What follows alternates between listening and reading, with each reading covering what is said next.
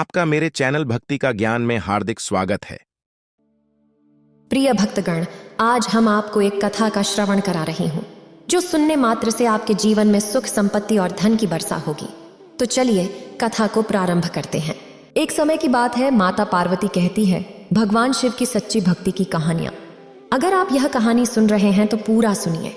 इस कथा को आधा अधूरा छोड़कर जाने की गलती मत करिएगा, क्योंकि इस पवित्र कथा को पूरा सुनने से मनचाहा फल की प्राप्ति होगी। इसलिए इस कथा को पूरा सुने। आप शिव भक्त हैं तो भोलेनाथ का अनादर ना करें। तो चलिए जानते हैं भगवान शिव की सच्ची भक्ति की कहानियां के बारे में। एक बार स्नेहा अपने माता पिता के साथ वीरपुर गांव में रहती थी। बचपन से ही वह भगवान शिव की भक्त थी। उसका नियम था कि वह रोज सुबह सुबह शिव मंदिर जाती और पूरे मंदिर की साफ सफाई करके शिवलिंग की पूजा करती। स्नेहा के पिता किसान थे। एक छोटी सी जमीन पर जो थोड़ा बहुत अनाज उगता था उसे बेचकर थोड़े बहुत पैसे कमा लेते थे। स्नेहा 12वीं पास थी, लेकिन पैसों की तंगी के कारण वह शहर पढ़ने नहीं जा सकी। गांव में ही रहकर वह बच्चों को एक आंगनबाड़ी स्कूल में पढ़ाती थी। सबसे प्यार से बोलना और बड़ों की इज्जत करना उसके स्वभाव में शामिल था। एक दिन, अरे स्नेहा बिटिया, आज बड़ी सुबह सुबह मंदिर की साफ सफाई कर दी। जी पंडित जी, आज स्कूल के बच्चों की परीक्षा का दिन है, थोड़ा जल्दी स्कूल पहुंचना है तो सोचा आज प्रातः काल ही उठ जाऊं। अच्छा पंडित जी, अब मैं चलती हूं। खुश रह बिटिया, बड़ी प्यारी बच्ची है, भगवान भोलेनाथ की परम भक्त है ये अपनी स्नेहा। स्नेहा स्कूल पहुंचने के लिए जल्दी में थी। अचानक वह किसी से टकरा जाती है। अरे इतनी जल्दी कहाँ जा रही हो स्नेहा? मेरे सामने से हट जाओ राजेंद्र, वरना मैं पिताजी को बोलकर मुखिया साहब से तुम्हारी शिकायत कर दूंगी। अरे तू क्या शिकायत करेगी? तेरी बात मुखिया साहब मानेंगे तब ना, जाकर देख ले ये भी। राजेंद्र मुखिया का खास नौकर था। वह स्नेहा को हर समय आते जाते तंग करता था। स्नेहा इन बातों से बहुत दुखी होती थी। अब उसने अपने पिता से कह ही दिया, बापू ये राजेंद्र की हरकतें बढ़ती जा रही हैं। जब देखो राह में रास्ता रोककर परेशान करता है। तू परेशान मत हो बेटा, मैं अभी मुखिया के पास जाता हूँ और इस बारे में बात करता हूँ। विजेंद्र प्रसाद मुखिया प्रताप सिंह के पास जाता है और राजेंद्र की सारी बात बताता है। एक बात कहूँ विजेंद्र प्रसाद, अपनी बेटी को घर में रखो। वो गांव में मास्टरनी बनकर घूमती रहती है। लड़कियों का घर में रहना ही अच्छा लगता है, समझ गए? बेचारा विजेंद्र प्रसाद एक गरीब किसान था, ज्यादा कुछ बोल नहीं सकता था। गांव में सब मुखिया से डरते थे। वो चुपचाप वहां से चला जाता है। एक दिन शिव मंदिर के बाहर राजेंद्र फिर से स्नेहा का रास्ता रोक लेता है और स्नेहा का हाथ पकड़ने की कोशिश करता है। स्नेहा उसे थप्पड़ मार देती है। राजेंद्र गुस्से में आ जाता है। मैं तुम्हें पुलिस के हवाले कर दूं, इससे पहले यहां से चले जाओ। देख लूंगा तुझे, बस एक मौका हाथ लगने दे। राजेंद्र गुस्से में भरा वहां से चला जाता है। तभी पंडित जी बाहर आ जाते हैं। अरे स्नेहा, ये राजेंद्र एक नंबर का गुंडा है, इससे दूर ही रहना अच्छा है। अब अपना मन मत खराब कर बिटिया। परसों शिवरात्रि है। मंदिर में मुखिया साहब सोने का कलश और मां पार्वती को सोने के गहने चढ़ा रहे हैं। बहुत बड़ा भंडारा होगा। अपने माँ बाबू को भी दर्शन के लिए मंदिर ले आना बिटिया। ठीक है पंडित जी, मैं ले आऊंगी। शिवरात्रि के दिन मुखिया प्रताप सिंह शिवलिंग पर सोने का कलश और मां पार्वती को सोने के गहने चढ़ाते हैं। भीड़ के कारण स्नेहा अपने माँ बापू के साथ मंदिर के बाहर ही खड़ी होकर दर्शन करती है। अगले दिन स्नेहा सुबह सुबह मंदिर की सफाई करके स्कूल चली जाती है। अरे माँ पार्वती के गहने कहाँ हैं? मंदिर में चोरी हो गई। गहनों की चोरी किसने की? मुखिया साहब को बताता हूँ। पंडित दौड़ता दौड़ता मुखिया के पास जाता है। मुखिया साहब, माँ पार्वती के गहने चोरी हो गए क्या? अरे किसकी हिम्मत है जो इस गांव के मंदिर में मेरे द्वारा चढ़ाए गए गहनों को चोरी कर ले? पिताजी मुझे टॉफी खानी है अभी इसी वक्त। अरे मुखियाइन, अरे ये बंटी को अंदर ले जा, यहाँ जरूरी बात चल रही है। मुखिया का बेटा बंटी कुछ साल पहले सिर में आई चोट के दौरान मंदबुद्धि हो गया था। बहुत इलाज कराने के बावजूद भी वो ठीक नहीं हुआ था। अरे वो राजेंद्र, अरे जरा जीप निकाल, मंदिर में गहनों की चोरी हो गई है। पिताजी मैं भी आपके साथ चलूंगा। अरे अभी हम काम से जा रहे हैं, मुखियाइन इसे अंदर लेकर जा। नहीं, मैं भी चलूंगा, मुझे जाना है जीप पर घूमने। अच्छा अच्छा, चल बैठ जा, तू ना मानेगा आज। मुखिया मंदिर पहुंचता है और आसपास में सभी से पूछताछ की जाती है, पर कोई भी जवाब नहीं मिलता। आखिर चोर है कौन? अरे ऐसी हिम्मत कौन कर सकता है? मुखिया साहब, ये पता चल जाए कि आज सुबह सुबह मंदिर कौन आया था, बस वही मंदिर के गहनों का चोर है। ये ठीक रहेगा क्यों? पंडित जी, सबसे पहले सुबह सुबह कौन मंदिर आता है कुछ पता है क्या? मुखिया साहब, सुबह सुबह तो बस स्नेहा बिटिया ही मंदिर की साफ सफाई करने आती है और पूजा पाठ करके चली जाती हैं, पर उससे तो ये काम करते हुए बरसों बीत गए। अरे पंडित जी, इंसान की नीयत बदलते देर नहीं लगती। अरे स्नेहा को अभी बुलवाओ। मुखिया अपने एक आदमी को स्नेहा के घर भेजता है। स्नेहा कहाँ है? उसे मुखिया साहब ने अभी इसी वक्त शिव मंदिर बुलाया है। मेरी बेटी को मुखिया साहब बुला रहे हैं। पर क्यों? सुनो जी, स्नेहा के बापू, स्नेहा को मुखिया साहब ने बुलाया है। अब क्या काम है? मुखिया साहब को स्नेहा से पता नहीं। मंदिर में गहनों की चोरी के सिलसिले में पूछताछ करनी है, शायद मुझसे पूछताछ करनी है। जल्दी चलो, मुखिया साहब गुस्सा करेंगे। जल्दी चलो। चलो बापू, पता नहीं मुझसे क्या काम है। स्नेहा शिव मंदिर पहुंचती है। अरे स्नेहा, सच सच बता दे, मंदिर के गहने तूने कहाँ छुपाए हैं? कौन से गहने मुखिया साहब? मैंने कोई गहने नहीं चुराए। सुबह तो माँ पार्वती के ऊपर गहने थे जब मैं आई थी। तो क्या गहनों को जमीन निगल गई या आसमान खा गया? सीधी तरह बता दे, गहने कहाँ हैं? मुखिया साहब, मेरी बेटी ने कोई चोरी नहीं की, हमारा विश्वास कीजिए। मेरी बेटी परम शिव भक्त है, वो भला ऐसा काम क्यों करेगी? अरे चल हट, मुखिया साहब के आगे आंसू मत बहा। ये लड़की अभी गहने वापस करेगी। हे भोलेनाथ, मैंने आपकी सच्चे मन से हमेशा पूजा की है। आज आपके भक्त को चोर कहा जा रहा है, वो भी आपके ही मंदिर की चोरी। हे शिव शंकर, मेरी सहायता करो। अरे ऐसे भगवान सुनने लगे तो मैं सबसे ज्यादा ध्यान करता हूँ, समझी के? मेरे बंटी के लिए कितने इलाज किए और कब से इस शिव मंदिर में दान कर रहा हूँ, मेरी तो आज तक नहीं सुनी। मेरा इकलौता बेटा बंटी इतने सालों से ठीक नहीं हुआ। क्या तेरे शिव शंकर तेरी ज्यादा सुनते हैं? तो बोल, उन्हें मेरे बंटी को ठीक कर दे। क्या है? उनमें इतनी शक्ति है जो तेरी सुन लेंगे और गहनों के चोर का पता चल जाएगा? बात कर रही है? तभी स्नेहा को बंटी के हाथ में एक चूड़ी दिखाई देती है जो मां पार्वती को चढ़ाई गई थी। मुखिया साहब, आपके बेटे बंटी के हाथ में कुछ है? मां पार्वती को चढ़ाई गई चूड़ी। रे बंटी, ये तेरे हाथ में कैसे आई? वो आज सुबह राजेंद्र के हाथ से गिर गई थी, मैंने उठा ली थी। ये झूठ बोल रहा है मुखिया साहब, अब बंटी ने कहीं और से ले ली होगी। अब इस पागल की बातों पर विश्वास मत कीजिए मुखिया साहब।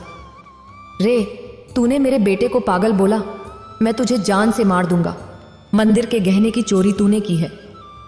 मैंने तुझे अपने घर में पनाह दी, नौकरी दी, तू मेरी ही थाली में छेद कर रहा है। बता, तूने गहने क्यों चुराए? बता। मैं इस स्नेहा से अपने थप्पड़ का बदला लेना चाहता था, इसलिए मैंने मंदिर के गहनों की चोरी की। तू मेरी आंखों के सामने से इसी वक्त चला जा, वरना मुझसे बुरा कोई नहीं होगा। राजेंद्र तिलमिलाता हुआ वहां से चला जाता है। मंदिर के गहनों का असली चोर मिल गया था। स्नेहा बिटिया, मैंने तेरी शिव भक्ति की शक्ति देखी है। क्या तू मेरे बेटे को ठीक करने के लिए भी भगवान शंकर से प्रार्थना कर सकती है? मुखिया साहब, एक बार बंटी से कहिए कि शिवलिंग के आगे माथा टेक कर भोलेनाथ को मन से पुकारे। मुखिया बंटी को शिवलिंग के आगे माथा टेकने को कहते हैं और भोलेनाथ को पुकारने को कहते हैं। हे नीलकंठ, भोले भंडारी, डमरू वाले, मेरी बंटी को ठीक कर दो। मेरी विनती सुन लो बाबा अमरनाथ। मुखिया के साथ साथ सब लोग शिवलिंग के आगे हाथ जोड़कर खड़े थे कि तभी, पिताजी क्या हुआ? आप ध्यान मग्न हो गए। मैंने तो कब की पूजा कर ली। आपको पता है आज दूसरे गांव के जमींदार आने वाले हैं। अरे अरे, मेरा बच्चा, तू ठीक हो गया? हे शिव शंभु, हे भोलेनाथ, आपकी महिमा अपरंपार है। आज ये सब स्नेहा बेटी तेरे ही कारण हो पाया है। ये सब मेरे भोलेनाथ की कृपा है। इनसे सच्चे मन से कुछ भी मांगो तो इच्छा पूरी करते हैं। स्नेहा बिटिया, मैंने तुझ पर चोरी का गलत इल्जाम लगाया था, उसके लिए मुझे माफ कर दे मेरी बेटी। मुखिया साहब, आज आपका बेटा ठीक हो गया, मुझे इसी बात की खुशी है। मुखिया साहब, अब हम चलते हैं। स्नेहा की मां भी घर में चिंतित होगी। रे विजेंद्र प्रसाद, आज स्नेहा की भक्ति के कारण मेरे बेटे को जीवन मिला है। मैं चाहता हूं स्नेहा मेरे घर की बहू बने। मैं तुम्हारी बेटी स्नेहा से अपने बंटी की शादी करना चाहता हूं। ये सब सुनकर विजेंद्र प्रसाद की आंखों में खुशी के आंसू आ जाते हैं। घर जाकर वो सारी बात स्नेहा की मां को बताते हैं और कुछ दिनों बाद शिव मंदिर में स्नेहा और बंटी की शादी हो जाती है। राजेंद्र को अपने किए की सजा मिल जाती है और मंदिर के सारे गहने वापस मिल जाते हैं। शिव पूजा सफल हो जाती है और शादी के बाद बंटी और स्नेहा खुशी खुशी रहने लगते हैं। मुखिया भी अपने बेटे को सही सलामत देखकर खुश हो जाता है और उस दिन से मुखिया का स्वभाव भी सब गांव वालों के लिए अच्छा हो जाता है। स्नेहा के माँ बापू भी अपनी बेटी का घर बसा देखकर शिवजी को धन्यवाद देते हैं। उज्जैन शहर में धनीराम नाम का एक जौहरी रहता था। वह भगवान शिव का बहुत बड़ा भक्त था और स्वभाव से भी बहुत दयालु था। धनीराम के पास सब कुछ था, पर कमी थी तो एक संतान की। शादी के कई वर्ष बीत जाने के बाद भी धनीराम को औलाद का सुख प्राप्त नहीं हुआ था। उसकी पत्नी कलावती भी इसी कारण उदास रहती थी। सुनो जी, आप दूसरा विवाह कर लो, मैं आपको संतान का सुख नहीं दे सकी। कलावती, तुमने आज ये बात कह दी, पर दोबारा मत कहना। तुम मेरी अर्धांगिनी हो। हम इस दुख को मिलजुल कर बांटेंगे और मुझे विश्वास है कि एक दिन भगवान शंकर हमारी संतान की इच्छा जरूर पूरी करेंगे। धनीराम का विश्वास था कि भगवान शंकर एक दिन उनकी इच्छा जरूर पूरी करेंगे। श्रावण मास आने वाला है। धनीराम ने अपनी पत्नी कलावती से कहा, कलावती, मेरा मन है कि हम लोग एक बार बाबा बर्फानी की गुफा के दर्शन करके आएं। बाबा अमरनाथ की यात्रा करके उनका दर्शन प्राप्त करने से मुझे विश्वास है कि शिवाय भंडारी तुम्हारी झोली खाली हाथ नहीं लौटाएंगे। हम अमरनाथ की यात्रा पर चलते हैं। ठीक है जी, मैं जाने की तैयारी कर लेती हूँ। धनीराम और उसकी पत्नी अमरनाथ की यात्रा के लिए निकल पड़ते हैं। रास्ते में जगह जगह वे दान पुण्य करते हुए जाते हैं। बाबा अमरनाथ की यात्रा के रास्ते में जितनी भी लंगर कमेटियां दिखती हैं, धनीराम वहां यात्रियों की सहायता के लिए किए जाने वाले इंतजामों में अपनी मदद देता है और खूब दान करता है। उसे सच्ची भक्ति थी कि बाबा भोलेनाथ उसे खाली हाथ नहीं लौटाएंगे। ओम नमः शिवाय का जाप करते हुए वे अमरनाथ पहुंचते हैं। कलावती, कितना सुंदर और अद्भुत नज़ारा है। जय भोले बर्फानी। सच में अमरनाथ की गुफा में शिवलिंग के दर्शन करके मन प्रसन्न हो गया। भोलेनाथ, मैं संतान सुख से वंचित हूँ। कृपया मेरी गोद में औलाद का सुख भर दीजिए प्रभु। मैं बड़े विश्वास के साथ आपके दर्शनों को आई हूँ। भोले बाबा, मेरी सूनी गोद भर दीजिए। ये भोलेनाथ, आप अपने परम भक्त की संतान प्राप्ति की इच्छा क्यों नहीं पूरी कर रहे? ये लोग सच्ची भक्ति का फल आपसे मांग रहे हैं। देवी पार्वती, मैं भी चाहता हूं कि अपने भक्तों को उनकी इच्छानुसार वरदान देकर उनकी पूजा और विश्वास को सफल बनाऊं। पर धनीराम को जो पुत्र प्राप्त होगा, उसकी पिछले जन्म के कर्मों के कारण अल्पायु अवस्था में ही मृत्यु हो जाएगी। जो बालक जन्म लेगा, आखिर पिछले जन्म में उसने ऐसा क्या पाप किया है जो इस जन्म में छोटी आयु का योग है? तो सुनो देवी पार्वती, पिछले जन्म में ये बालक जो दोबारा जन्म लेगा, डाकू वीरप्पन था। लूटपाट करके लोगों को मार देना, यही इसका काम था। एक दिन, अरे लगता है कोई बारात जा रही है, इससे लूटने में बहुत धन की प्राप्ति होगी।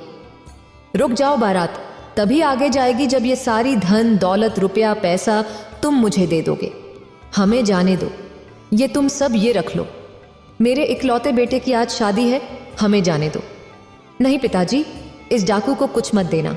ये लोग ऐसे ही भोले भाले लोगों को डरा धमका कर लूट लेते हैं। अच्छा, तुझे मुझसे डर नहीं लगता? तो ये ले। डाकू उस व्यक्ति के इकलौते लड़के को तलवार से मार देता है।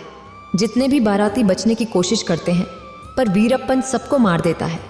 आज जैसे तूने मेरे इकलौते बेटे को तड़पा तड़पा कर मारा है, मैं तुझे श्राप देता हूं, तू भी ऐसे ही तड़प तड़प कर मरेगा। डाकू वीरप्पन बारात को लूटकर सारा धन दौलत ले जाकर एक पेड़ के खोल में छिपाने लगता है। उस खोल में एक नाग रहता था। नाग डाकू वीरप्पन के हाथ पर डस लेता है। नाग के डंक मारने से डाकू वीरप्पन तड़पने लगता है और उसकी मृत्यु हो जाती है। डाकू वीरप्पन ने जिस बालक को तत्काल मृत्यु दी थी, वह उस समय 21 वर्ष का था। इसलिए यदि डाकू वीरप्पन इस जन्म में मेरे भक्त धनीराम के पुत्र के रूप में जन्म लेगा तो उसकी उम्र भी 21 वर्ष ही होगी। लेकिन भोलेनाथ, आप अपने भक्त धनीराम को निराश नहीं कर सकते। वह आप पर पूर्ण विश्वास करके ही अमरनाथ की यात्रा पर निकला है। आप उसके विश्वास को कैसे डगमगाने दे सकते हैं प्रभु? प्रभु, ठीक है देवी पार्वती, मैं धनीराम और कलावती की संतान प्राप्ति की इच्छा पूरी कर देता हूँ। अमरनाथ में शिवलिंग के दर्शन करके धनीराम और कलावती एक आस लेकर घर वापस आ जाते हैं। रात को सपने में, उठो धनीराम, तुमने बड़े विश्वास के साथ मेरी अमरनाथ यात्रा पूरी की है। तुम्हारी भक्ति से मैं प्रसन्न हूँ। ठीक 9 महीने बाद तुम्हारी पत्नी कलावती एक पुत्र को जन्म देगी, पर वह पुत्र सिर्फ 21 वर्ष तक ही जीवित रहेगा। उसके पश्चात उसकी मृत्यु हो जाएगी। यह बात तुम्हें ध्यान में रखनी है। भगवान शंकर धनीराम को संतान का वरदान देकर ओझल हो जाते हैं। धनीराम की नींद खुल जाती है। वह शिवजी द्वारा बताई गई बात को ध्यान में रखता है और बिना घबराए बस प्रभु को धन्यवाद देता है। ठीक 9 माह के पश्चात कलावती एक सुंदर पुत्र को जन्म देती है। यह देखकर धनीराम खुशी से फूला नहीं समाता। भगवान भोलेनाथ का वरदान है मेरा बच्चा, इसलिए इसका नाम शिवाय रखेंगे। मेरा प्यारा बेटा, मेरा शिवाय धीरे धीरे बड़ा होने लगता है। धनीराम बचपन से ही शिवाय के मन में शिव भक्ति की लगन पैदा करता है। एक दिन शिव मंदिर में, शिवाय, तुम्हें एक बात हमेशा याद रखनी है कि तुम्हें हर पल ओम नमः शिवाय मंत्र का जाप करना है। ठीक है पिताजी, मैं ऐसा ही करूँगा। शिवाय हमेशा ओम नमः शिवाय मंत्र का ही जाप करता था। धनीराम शिवाय के हाथों से खूब दान पुण्य करवाता, भूखों को भोजन करवाता। इसलिए शिवाय को शिव के सभी मंदिरों और धाम की यात्रा भी करा दी। धीरे धीरे 21 वर्ष पूरे होने वाले थे। एक दिन, सुनिए जी, आप शिवाय को भैया के साथ कहाँ भेज रहे हो? वो भी 1 माह के लिए? मैं अपने बच्चे के बिना कैसे रहूंगी? 1 माह के लिए तो इसका 21वां जन्मदिन भी है। मैं शिवाय को काशी नगरी भेज रहा हूँ, जहाँ वह 1 महीने तक अपने मामा के साथ रहकर भगवान भोलेनाथ की पूजा और साधना करेगा, ताकि भगवान शंकर की कृपा उस पर बनी रहे। धनीराम जानता था कि शिवाय की मृत्यु का समय निकट आ रहा है, इसलिए उसने शिवाय को उसके मामा के साथ काशी नगरी भेज दिया। मामा जी, आप मेरे हाथों रोजाना ये यज्ञ, हवन और दान पुण्य क्यों करवा रहे हैं? शिवाय, तुम्हारे पिताजी की आज्ञा थी कि 1 महीने तक रोजाना तुम्हें यज्ञ और दान पुण्य के कार्य करने हैं। कल सोमवार है, तो कल तुम्हारी पूजा संपूर्ण हो जाएगी। शिवाय की मृत्यु का केवल 1 ही दिन शेष रह गया था। उस दिन सावन का आखिरी सोमवार था। शिवाय पूरा दिन शिवलिंग की पूजा अर्चना करता रहा। अचानक वह अपने मामा से बोला, मामा जी, मेरी तबीयत कुछ ठीक नहीं लग रही। मैं कुछ देर विश्राम करना चाहता हूँ। ठीक है शिवाय, तुम चलकर कक्ष में थोड़ी देर आराम कर लो। जैसे ही शिवाय कक्ष में आराम करने के लिए पहुंचता है, वह चक्कर खाकर गिर जाता है और उसकी मृत्यु हो जाती है। शिवाय का मामा रोने लगता है। शिवाय, मेरे भांजे, मेरे बच्चे, अरे उठो। अरे, ये अचानक तुम्हें क्या हो गया? तुम कुछ बोल क्यों नहीं रहे? प्रभु, शिवाय ने इस जन्म में आपकी भक्ति के सिवा कुछ नहीं किया। जब से वह धरती पर आया है, उसने आपकी ही पूजा और भक्ति की है। फिर उसके पिछले जन्म के बुरे कर्म इस जन्म में मिट जाने चाहिए, खासकर श्रावण मास के इस पवित्र माह में। उसने इतने यज्ञ और दान पुण्य किए हैं। अपने पिता धनीराम की आज्ञा का पालन करते हुए उसने सिर्फ अच्छे कर्म किए हैं। क्या अब भी आप उसकी आयु के संकट को दूर नहीं करेंगे? मैं जानता हूँ देवी, शिवाय ने इस जन्म में मेरी बहुत भक्ति की है, इसलिए मैं इस जन्म में उसका भाग्य बदलकर उसे लंबी आयु प्रदान करता हूँ। उठो शिवाय, उठो। शिवाय एकदम उठकर बैठ जाता है, जैसे उसे किसी ने नींद से जगाया हो। आह मामा, मुझे क्या हुआ था? ऐसा लगा मानो भगवान भोलेनाथ मुझे गहरी नींद से उठाने आए थे। हे शिवशंकर, आपकी महिमा अपरंपार है। शिवाय अपने मामा के साथ सुरक्षित घर पहुंचता है और सारी बात बताता है, जिसे सुनकर धनीराम की आंखों में आंसू आ जाते हैं। मेरे भोलेनाथ, आपकी जय हो। आपकी लीला न्यारी है प्रभु। जय भोले बाबा की। ओम नमः शिवाय, ओम नमः शिवाय। यह कहानी उसी समय की है। भोली भाली सुचेता भगवान भोले शंकर की बहुत बड़ी भक्त थी। उसका पति दीपेंद्र भी बिल्कुल उसी की तरह सीधा साधा था। दीपेंद्र के पास अच्छी खासी संपत्ति थी, कई बीघा खेत थे, लेकिन वह जमीन से जुड़ा आदमी था। दोनों पति पत्नी हमेशा सबकी मदद को तैयार रहते। उनकी शादी को 11 साल हो गए थे, लेकिन अब तक सुचेता की गोद सूनी ही थी। सुचेता को विश्वास था कि एक न एक दिन उसकी गोद जरूर भरेगी। सुचेता बिना नागा किए हर दिन सुबह उठकर शिव मंदिर जाती, भोले बाबा का जलाभिषेक करती, ओम नमः शिवाय का जाप करती और आरती गाती, तब घर आती। एक दिन जब वह मंदिर से आई तो बहुत थकी थकी लग रही थी। घर में आते ही उसे चक्कर आने लगा और वह गिर गई। सुचेता, सुचेता, क्या हुआ सुचेता? पता नहीं जी, तबीयत ठीक नहीं लग रही, चक्कर आ रहे हैं। कितनी बार कहा इतनी सर्दी में सुबह सुबह नहाया मत करो, लेकिन तुम हो कि नहाना और मंदिर जाना एक दिन भी नहीं छोड़ सकती। अजी, सुबह सुबह जब तक मैं अपने भोले बाबा को जल नहीं चढ़ा लेती तब तक कुछ अधूरा अधूरा सा लगता है।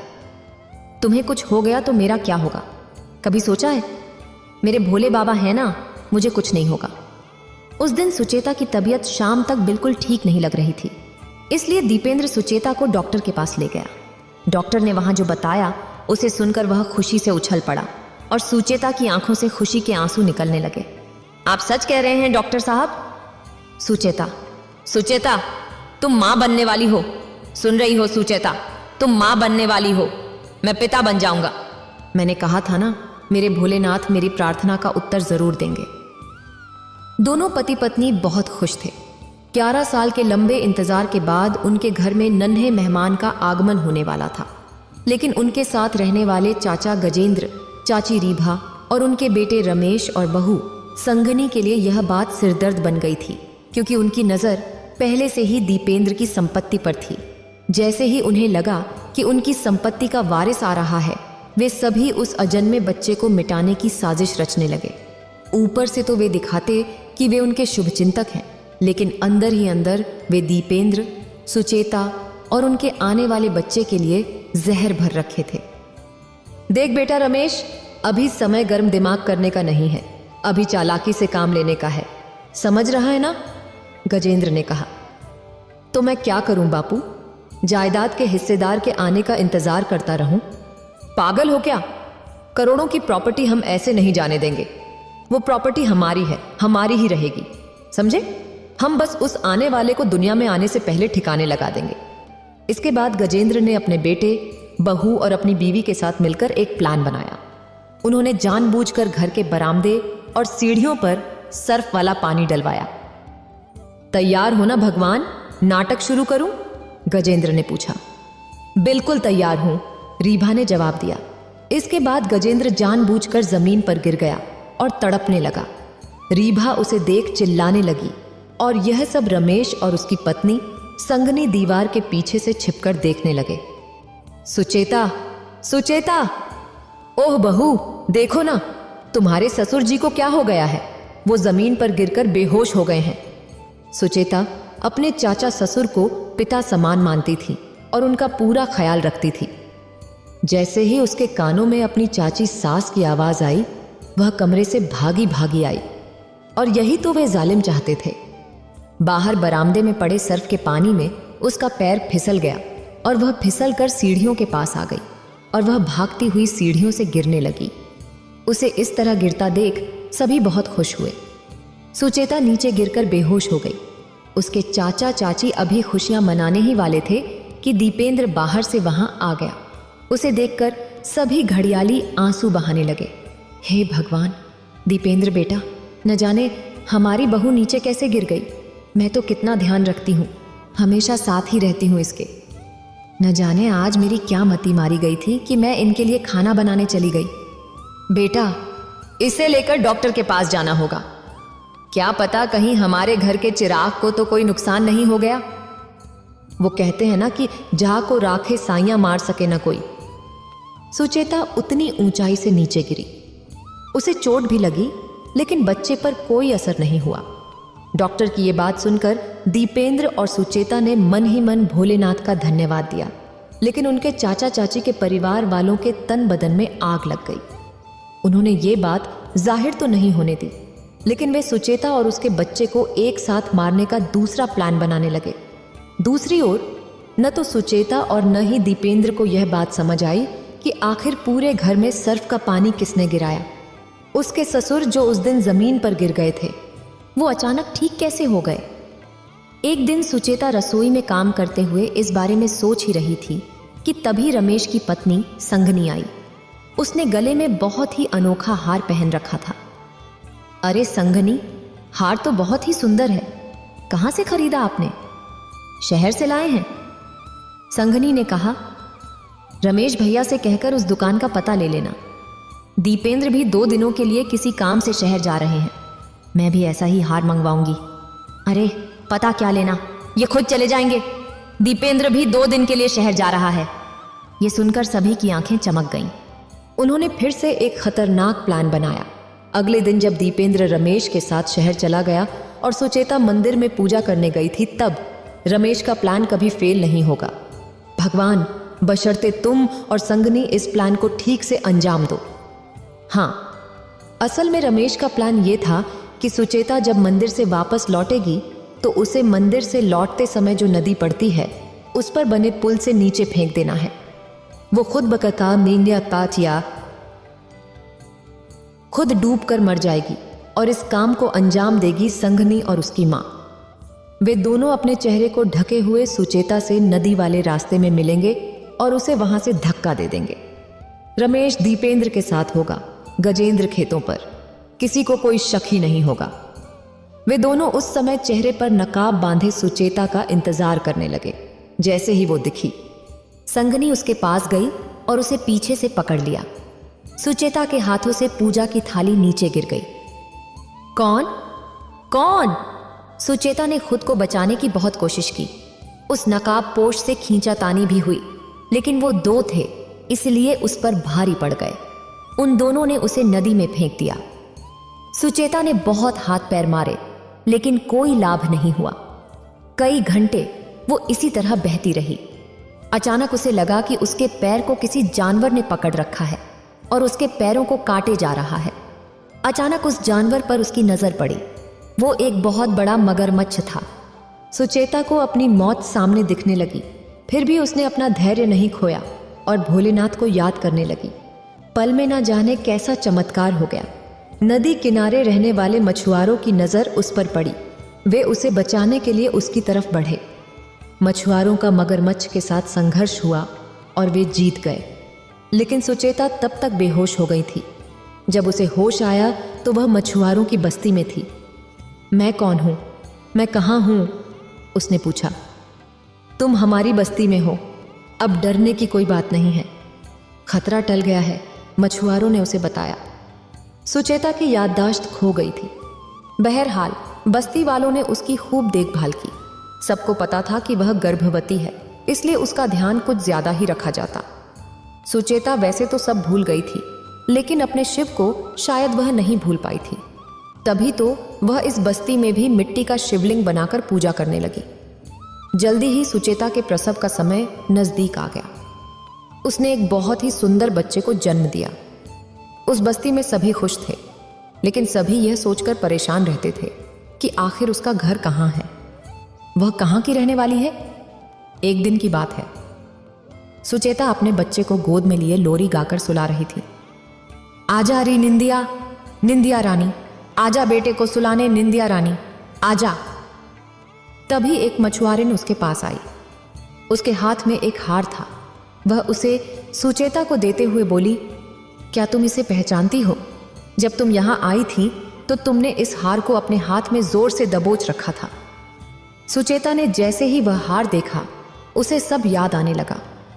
कैसे वह नदी के पुल से गुजर रही थी तो 2 नकाबपोशों ने उसे पीछे से पकड़ा था। वह उनसे भिड़ गई थी। यह हार उसी नकाबपोश का था। उसे याद आया कि यह वही हार है जिसे संगनी ने पहना था। अब उसे सब कुछ समझ में आ गया था कि यह साजिश किसकी थी। वह बस्ती के 3-4 लोगों को लेकर पुलिस स्टेशन गई और वहां सारी बातें बताईं। उसने अपने घर का पता भी उन्हें बताया। दूसरी ओर सुचेता को गायब हुए कई महीने बीत चुके थे। दीपेंद्र बिल्कुल टूट चुका था। उसे लगता था कि अब उसके पास जीने की कोई वजह नहीं है। उसके चाचा का परिवार धीरे धीरे उस पर हावी हो रहा था। वो उनके कहने पर एक दिन अपनी सारी जायदाद उनके नाम करने ही वाला था कि सुचेता वहां आ गई। सुचेता, तुम कहां चली गई थी? तुम्हारे बिना मैं नहीं जी सकता। तुम मुझे छोड़कर मत जाया करो। कई चेहरे बेनकाब करने थे मेरे महादेव को, दीपेंद्र, इसीलिए उन्होंने मुझे तुमसे दूर कर दिया था। अरे सुचेता, तू आ गई। मेरी बहन, तू कहां चली गई थी? अम्मा, बाबूजी, रमेश, देखिए सुचेता आ गई। सुचेता के आने पर सभी झूठी खुशी दिखाने लगे, लेकिन सुचेता को उनकी असलियत पता थी। दीपेंद्र, पता है मुझे तुमसे दूर करने वाले कौन लोग थे? हमारे बच्चे को तुमसे दूर करने वाले कौन थे? नहीं पता सुचेता, अभी पता चल जाएगा। इंस्पेक्टर साहब, यही हैं वो लोग जिन्होंने मुझे और मेरे बच्चे को मारने की साजिश रची थी। पहले तो वे सब इस बात से इनकार करते रहे, लेकिन पुलिस के डंडे पड़ते ही तोते की तरह उन्होंने सब सच सच बता दिया। पुलिस उन सभी को जेल ले गई, उन पर मुकदमा चला और सभी को उम्र कैद की सजा हो गई। सुचेता का बेटा अब 3 साल का हो गया है और वो भी उसी की तरह शिव जी का बड़ा भक्त है। इस परिवार को शिव जी की कृपा ने एक बार फिर से मिला दिया। अगर आपको ये वीडियो अच्छी लगी हो तो लाइक करें और शेयर करें और मेरे चैनल भक्ति का ज्ञान को सब्सक्राइब करें। आपका धन्यवाद।